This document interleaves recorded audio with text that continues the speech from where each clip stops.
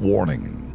Our YouTube channel and its videos may contain scenes, language, and content that may not be appropriate for all audiences.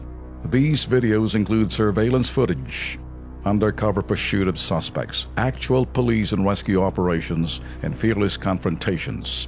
If you do not approve of the content, please do not watch our videos. If you wish to continue, we strongly advise that you proceed with caution. Viewers' discretion is advised.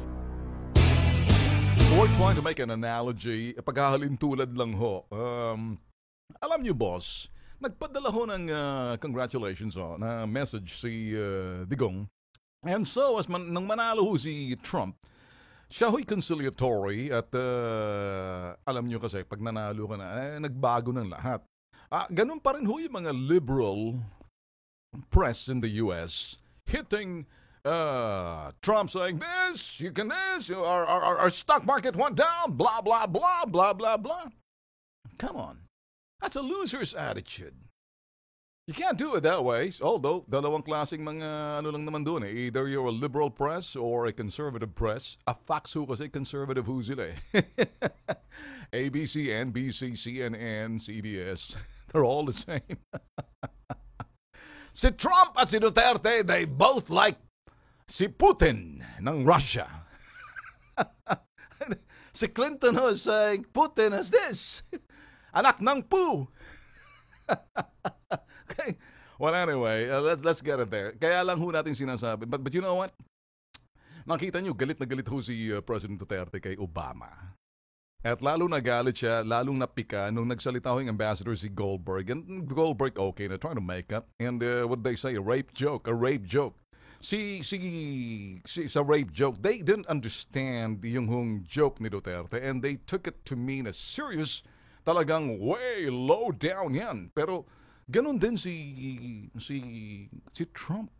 He's making some statements that sometimes pag titingnan mo dun sa mga traditional politicians, for those who use it, inbox politician, but Trump is not a politician. It's a businessman. Want to be a president and became a president now as a president, and so therefore he must act like a president. But they're expecting, no, he's not. He doesn't fit to be a president. Look at what he's doing. Look at the stock market. Blah blah blah. He said something about the Muslims. He said something about the Latinos. He said something about Asians, and they will be prosecuted. All those illegal immigrants. Blah blah blah. Connecting everything to instill fear and instability, to instill uncertainty. The same thing na ginawa ng mga liberal dito, yung mga yellow, mga dilaw. Ang problema nila, they were inefficient, the face of negligence and the face of not only negligence, incompetence, and plus corrupt.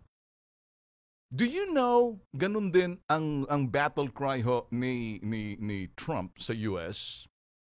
And the reason, wala na raw yung American dream, owning the house, living in the land of milk and honey, and you just work and you're gonna be okay.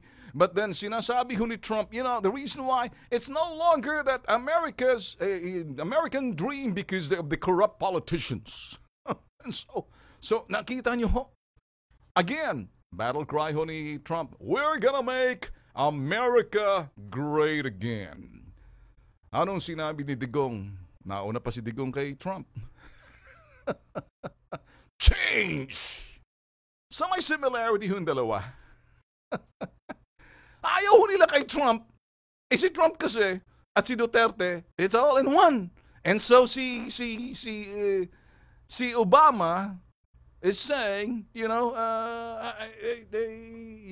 little Trump. And nanalo si Trump. Kaya stop talking na ho si Digong. Iba ho talaga yung unorthodox, unconventional, walang set of certain standard na talagang ini-impose na talagang itong dapat mong gawin. Ganun ho ang ginagawa ho ng mga liberal press. Now, back to the Philippines. Dito tayo sa Pilipinas. Alam niyo ho kasi si Digong, he says what he means and means what he says.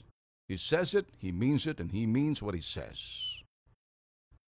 Well, there's certain things na ini-expect ko ng mga yellow media natin na talagang pag-awayin ho si Layla, si si laylayan ng pantalon. Si Robredo. Pag-awayin ho sila eh. When President Duterte said something, he might just be the president kay Bongbong na nandun sa China. What was such a big deal? It's an insult. It's slap in the face of Leni Robredo. When Digong was saying it's something because he just trying to make Bongbong comfortable during the time because may mga pinagsamahan ho yan. Do you understand? That's what Digong did, President Duterte did. And because he didn't mean na, yan ang magiging presidente, tatalunin, gagawan kami ng paraan para hindi na matutuloy ang pagiging presidente, vice president ni Robredo. That's not. Digong is just courteous and polite. Analyzing Digong. Let's analyze President Duterte and let's make a comparison of Trump and Duterte with similarities. Anong sabi na ng mga sa Amerika, yung mga liberal doon? Yo, we better watch out if Trump will be a president. It's just a finger and away from the button of these missiles, and everybody will be annihilated. Ganon ho talaga ang panakot ho ng mga liberal. Ganon din ang panakot ho ng mga liberal Democrats. Ganon din panakot ng mga dilawang liberal sa Pilipinas. Iisa ho eh. Iisa lang eh. You get what I'm saying? So may similarity. Pero sabi nila, magkakagulo, lalong gugulo ngayon, lalong magkaroon ng uncertainty, takot na babalot. That's what they said nung si Reagan that time when I was still back in early my college days. Sino ba ang nag-break ng ice and turn the walls down ng Berlin and communism? It was in the eras of Reagan's era. It was there, and as sinasabi niya, I'll stand my hands of friendship, but behind my back is a big stick. You mess with me, I'm gonna whack your head. Parang ganyan ang dating. Eh, ganyan din ngayon si Digong. I'll stand my hands of friendship, di ba?